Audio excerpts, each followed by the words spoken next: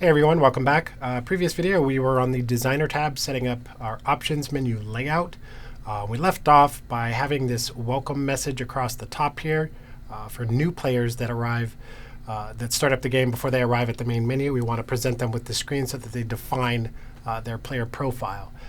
So what we're going to do now is continue inside the graph and set up the scripted functionality behind this options menu. So let's go ahead and continue. So first thing we'll do is hop over to the graph.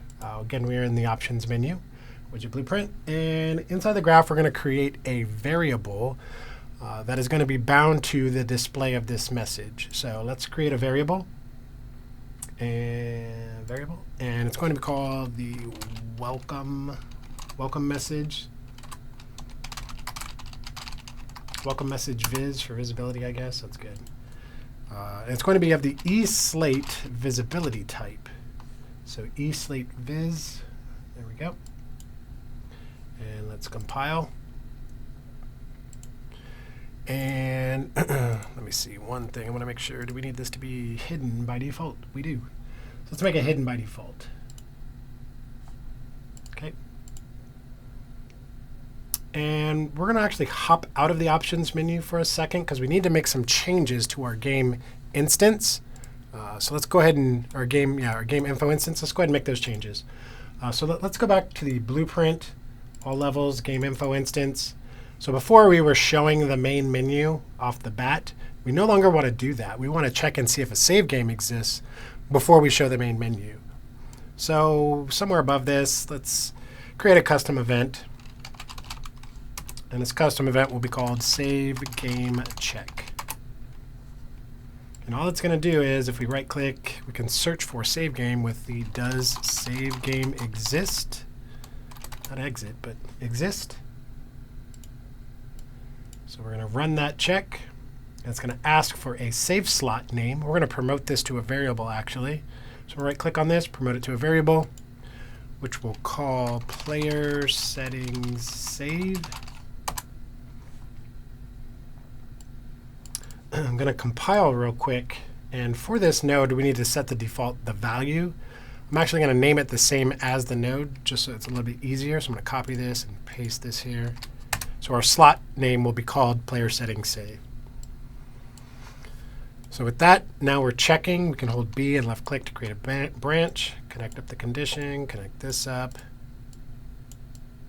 So we've determined that a save game does in fact exist, so then we'll call show main menu. So show main menu. If it does not exist, we want to show the options menu. So we'll say show options menu. And we're also going to have a boolean to keep track of whether or not we've created a save file already. So I'm going to create another variable. It's just going to be called created save file, question mark. I'm going to hold Alt and drag that in, following the show main menu, and check it. Now if we don't go to the main menu, we're not going to see our mouse cursor, so we need to set that up here so that you see it on the options menu. So let's get player controller. Let's drag this up and say set show mouse cursor. We'll set that to true. That'll happen again when we show the main menu. It's not going to turn it off. It's not going to hurt anything. It'll be fine. So let's add a commenter on this. And we'll say check for save game. OK. Let's compile and save that. We do need to make one change to our level blueprint for our main menu. So we go to our level editor viewport here. We go to open the level blueprint. We're no longer going to call show main menu, so we can delete that. We're going to call save game check instead. Like so. So save game check. Then we're going to see if it exists, etc. So let's close this out. Let's save this. We can close that. Don't need the host menu. Let's continue inside of the options menu now. Everything should be good to go. So inside of here, we don't need the event tick. I'm going to delete that. We're going to use the event construct to get a reference to our game instance. So let's right click, get game instance, drag off of this, cast to game info instance. Let's connect this up, promote this to a variable. Done this a bunch of times already. This is the game instance ref. Connect that like that. Okay. We also need to perform a save check inside of our options, because if we are at the main menu and we've already assigned our player name and our profile, our setup, every time we go into the options, we want to load that information. So we're going to have to run a save game check here as well. So I'm going to create a new function to handle that. New function, and we'll call it save game check. I'm going to hop back to the event graph and assign that now. Just by dragging it and dropping it in. We'll set up this a little bit later. Okay. Next thing that we'll need is a variable. So I'm going to create a variable. This variable is going to be called entered player name. It's going to be a text variable. Let's assign these to a category too, all of these to a category. So we'll say player settings, and we'll set that in there too. It's not really player settings, but just want to put it in there. Okay, so let's take our enter player name, hold Alt, drag that in, because we're going to set that right now. And let's go ahead and create another variable. This variable is going to be called player info. It's going to be of the player info type.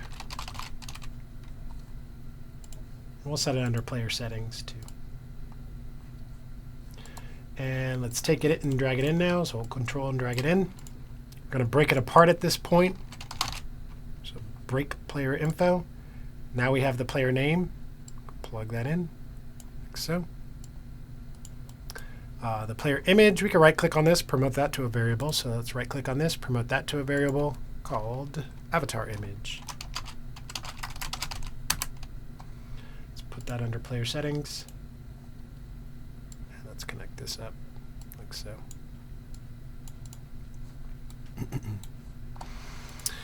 And similar to what we did with our server menu, we want to check and see if the name that the player has entered is empty or not. I'm going to create a function to handle that this time. We'll call it empty name check. And it'll have an input, the text type, and it's the name text. So we'll come back to this later as well. We're going to call that now. Plug this in. Got to compile first. Let's compile. Now bring it in. Now it should say name text. There we go. And we're going to take our entered player name, drop that on top. So last thing that we're going to do as part of this event construct here is set up our avatar. So let's create a function for this, and it's going to be called setup. Oops, not just setup, but setup avatar display. Let's go to the event graph, and we'll call that now. Because if we have already selected an avatar, then we want to display the one that we have selected. So we're going to have a function handle that for us. So let's add a comment around this. And this is get game info instance reference set up, or no, check for a save game, and load or assign defaults. That's good enough. Okay, moving down the line, let's go and let's do what happens when a player enters text for their name. One thing I want to fix real quick too, this is called image_0. Let's change this to something better than image_0. Let's see, what do we want to call this? I do want to change that because I don't want to keep it as that. Let's call it the current avatar. So here, nope, not there, this one. So this image doesn't have a name assigned to it. So I'm going to hit F2 on this and say current avatar. So the one we are currently looking at. Compile and save and hop back to the graph. And let's continue now. So we're going to do the player's name. So let's find that. Oh, we forgot to change that as well. Let's change that as well because it's no longer user server name. It's the player's name that's being changed here. So let's fix that too. So that's on this box here. This is now player's user player name. Compile and save. And let's go back. So user player name. Let's add an on text changed for this. And we're going to run the empty name check at that point too. So let's plug that in, plug that in. Okay. That's all we're going to do actually for that. So add a comment around this and say commit text when entered. You could do it if you wanted to. Where is that? You could use the on text commit instead. I just chose not to, but you could if you'd like. So commit text when changed. Check for empty name. Something like that. Okay. Let's return to the main menu. Let's do that. That's going to be easy. The back button here. Add and on-clicked. For this, we've done this before. Remove from parent. After we remove from parent, let's get our game instance ref, control drag that in, and show main menu. Let's plug that in like so. Let's add a comment around this. Return to main menu when back is pressed. Some of these I have periods on. Some of the capitalization is different. I'm just all over the place right now. It's fine. It's fine. Let's go ahead and continue the accept button. Let's do that. Add and on-clicked for that. And for this, what we're going to need to do is take our player info, hold control, drag that in. And now we are going to set it. So we're going to drag off this and say set members in player info. And we're going to need to restore some of the pins here too. So let's right click on this and say restore all structure pins. Let's connect this up. Now we can take the entered player name, drag and drop that on top. The player image is going to be avatar image. So let's take that, drag that on top. Like so.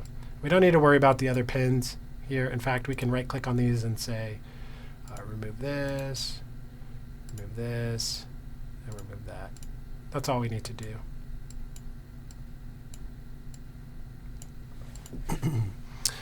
Once we have this, we're going to want to save this information to our save file. We haven't created that yet, so let's create that before we continue with the rest of this script here.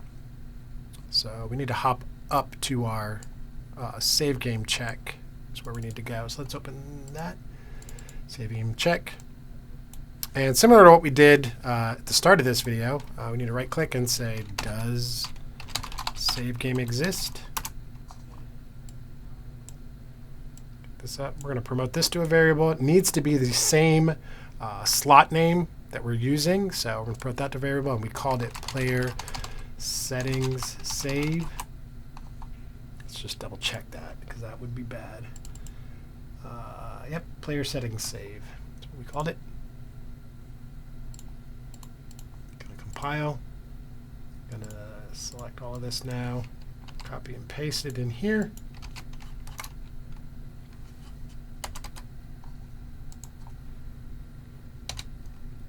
Yeah, I just want to make sure I didn't have a period or something at the end of it.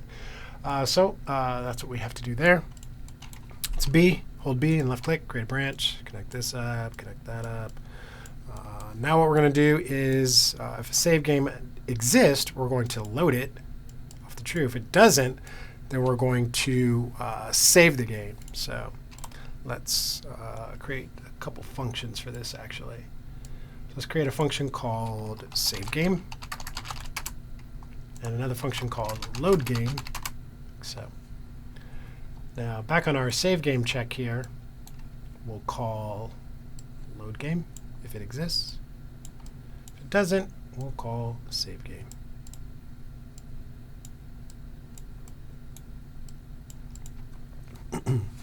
Now the other thing we're going to do is we're going to create a Boolean variable here. You'll see why a little bit later. It goes back to our welcome message setting here. So we're going to create a Boolean variable. This variable is called found saveGame question mark. So Boolean. So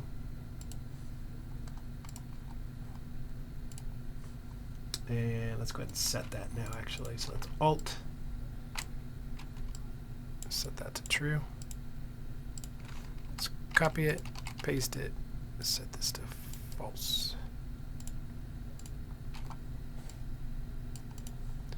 So let's compile and save.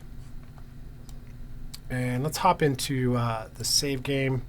Let's just do these and get this set of functions out of the way. So let's open the saveGame, and inside of it, what we'll do is right-click and say Create saveGame Object. And it's going to be of the player saveGame class. We're then going to cast to our player saveGame. So, and we'll promote this to a reference. So we'll say promote to variable, and we'll call it saveGame ref. Our reference. And what we'll do now, let's drag this over just a little bit. Kind of like what we did before with the it is valid check. We don't need to recreate this each time. So I'm going to hold Control and drag in that same saveGame ref and say is valid? Question mark. Like so. If it's not valid, go ahead and create it and then promote it to a variable. If it is valid, what we can do then is take our saveGame ref again, hold Control, drag it in, and we can say set s player info. So set s player info. We are now setting it. Move this over just a little bit more. That is valid. It's going to go straight into here. Following the setting of the variable there, into here, like so. And we're going to be setting it with player info. So let's hold Control, drag that in. Or just drag it and drop it on top. It's fine too. And then we need to save the game to the slot. So let's save game to slot. So let's connect this up. Save game object is going to be this. Put that in. Save slot name is going to be player settings save. So user index we don't need to worry about.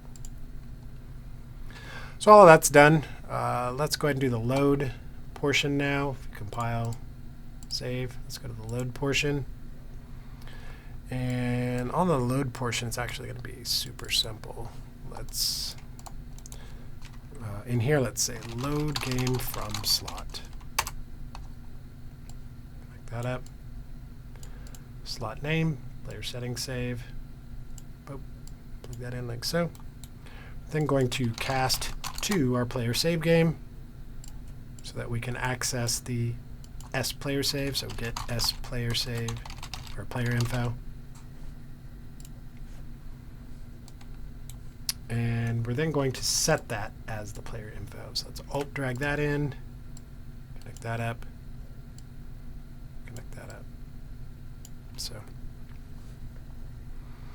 So we did load and save game setup. I think we are pretty much done. We can hop back to the event graph and finish off this script here. So now we can say, where's our save game? Save game. Following save game, we're going to set our welcome message here. Hold Alt, drag that in. We're going to set it to hidden. So if we're at the front end menu before we got to the main menu and we got our player profile options menu up, once we click accept, we're going to set it to hidden so we don't see that anymore. Last thing we'll do here is say remove from parent.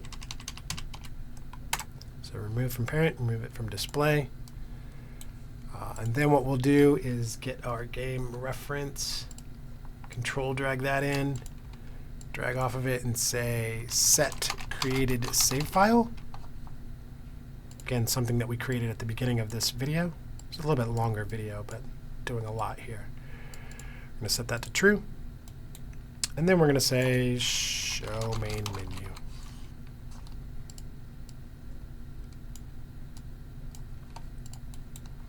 Okay, so this is accept and apply those changes. So let's add a comment around this. Say accept and apply the user changes to the S player info save game.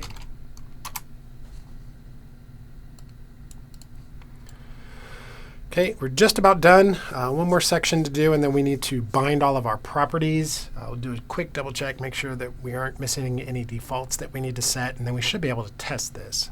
So let's do the cycling of our player images now, our avatars. So for this, let's do the toggle left here, add non-clicked, toggle right, add non-clicked. Move this down just a little bit. Okay. What we're going to need is an array of all of the potential avatars that our players can select from. So let's go ahead and create that. Let's put the rest of these in. Whatchamacallit too, player settings. Not all of these are player settings, but I'm going to put them in there. So let's create a new variable. It's going to be called all avatars. All avatars. It's going to be of the texture 2D type. So texture 2D type. Oops, texture 2D type reference, I should say. Which it is, but I just wanted to show it again. So we have that, and we also need to make sure it's an array. And we'll also put it in the player settings. So I'm going to compile, and we're going to need to add some elements here. So I'm going to click this plus sign. For however many avatars you want to allow players to select from, I'm going to say 10, like so. We actually need to assign those now. So 0 will be the v4 logo. The rest of these are just going to be completely random textures because I don't have any cool avatars to select from. So feel free to come back and change these if you'd like. Just so that they're different so we can see us cycling through our avatars. Don't want to use the characters either as our avatars unless you'd like to, but I'm just going to pick some avatars here, or some textures. And yeah, these are all terrible.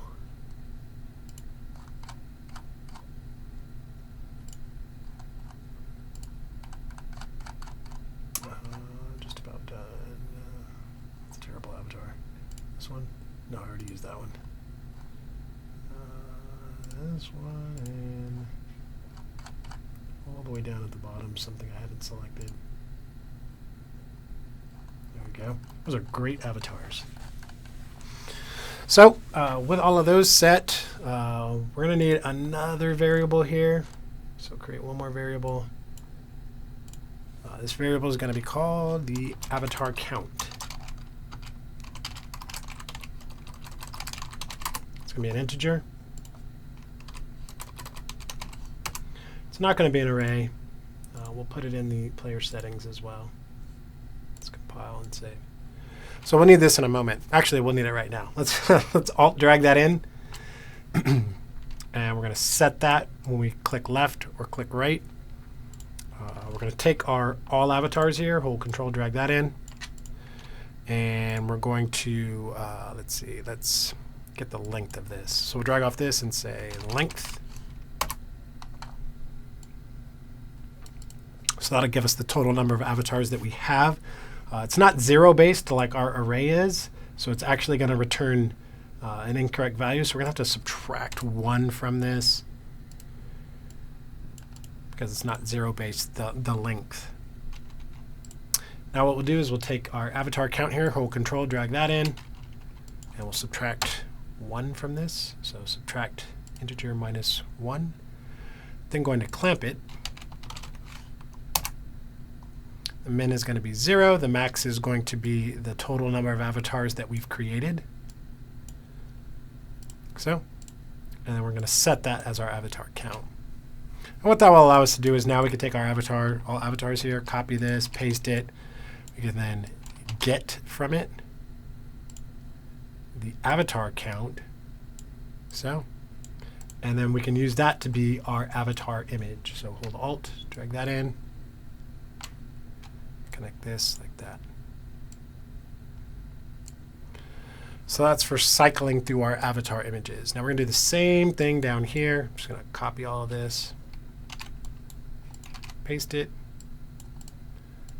plug that in, except this is going to be a plus.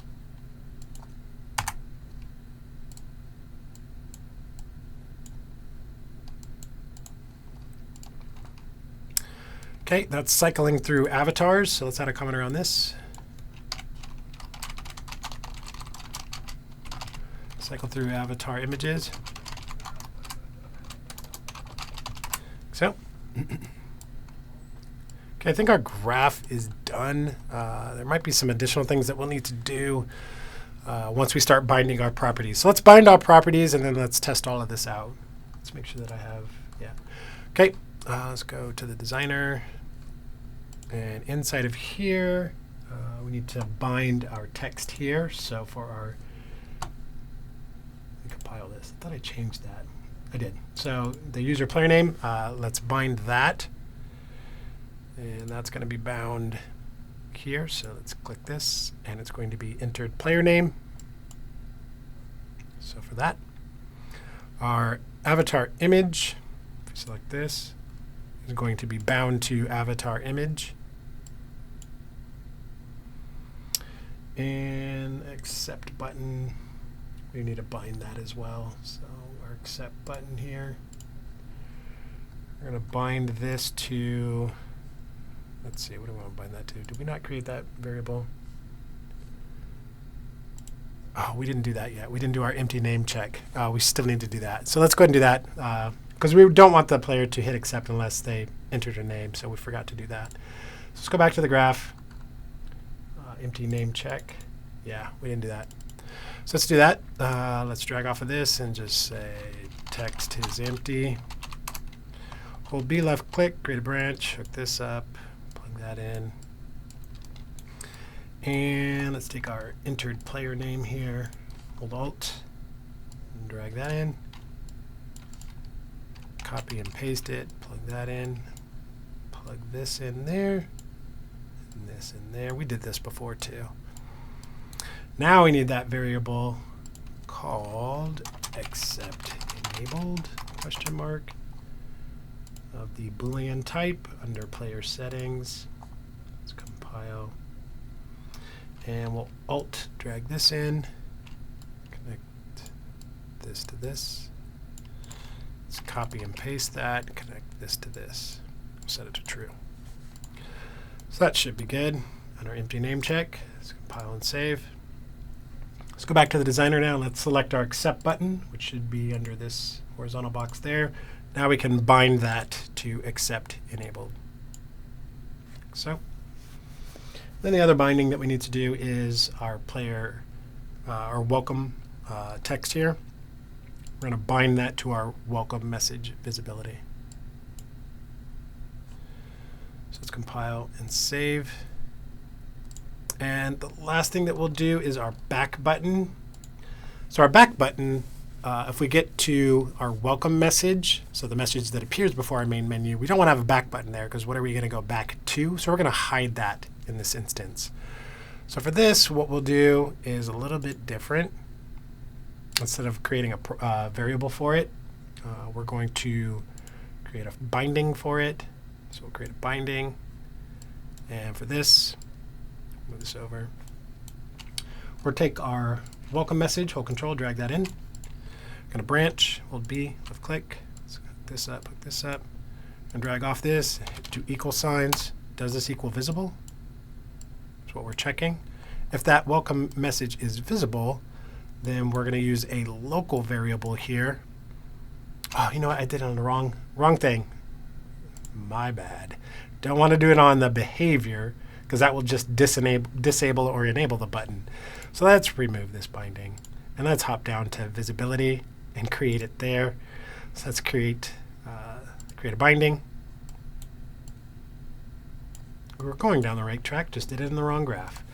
Let's hold our code control, bring in our welcome message viz again, drag off of it to equal sign. Does it equal visible? B and left click to create a branch. This up, plug that in. So now if it's true, we'll promote this to a local variable. So I'm going to right click on this, promote to local variable, which we'll call back button viz for visibility. Alt drag that in now. Connect that up. Copy paste. Connect this up. In both instances, we're going to return here. And we're going to set the true to hidden. So yes, this message is visible. Hide the back button. No, it's not visible. Don't hide the back button. So that's all we're going to do for that. Let's rename this function to toggle back button display. I'm actually going to delete this too because we don't need that. All right, compile and save, and let's test this out. So let's play. Our message is not showing here. Why is that not showing? Let's see. Did we not set some defaults? Probably not. Let's see. Let's go into the options menu. Let's double check our defaults. So this should be set to visible, the welcome message on the graph.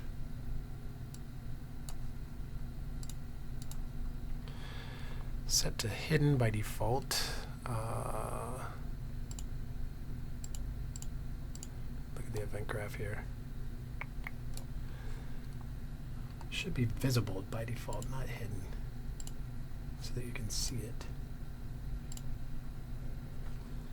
Go to the designer. It says it's set to visible there. Let's try that again. Oh, it already created the save file for us too. So what we're going to do is let's test this out. Let me go to this. Select on any option in the content browser, and let's show it Explorer. Let's go up to the root and go to the saved. Let's go to the save games. Yep, already created that save file for us, so let's delete that. We don't need that. Let's try that again. So now if we play, there we go. So it's supposed to be visible by default. So now we can enter our name. There's no back button. You can cycle through avatars. So this brick one's cool because I hit like a brick wall, right? Except go into options. That message no longer displays. There's our funky name and there's our brick wall. And we could change this again if we wanted to. So like, cool guy, that's my name. Hit accept. Go to options and it saves. If I actually quit and I play now, we don't get that message. We go to options. And it shows it there. Why is it showing it there? It shouldn't show it there. There's something that we didn't do. So we're going to have to debug why it's showing this. But we'll fix this in the next video. This is a long video. I want to pause here, and I'll take a look at why it's doing this. Not quite sure off the top of my head. So we'll pause here. We'll pick it back up in the next video where we start working on the Find a Match menu. So we'll do that next, as well as fix this little issue here. Thank you guys for watching. We'll see you then.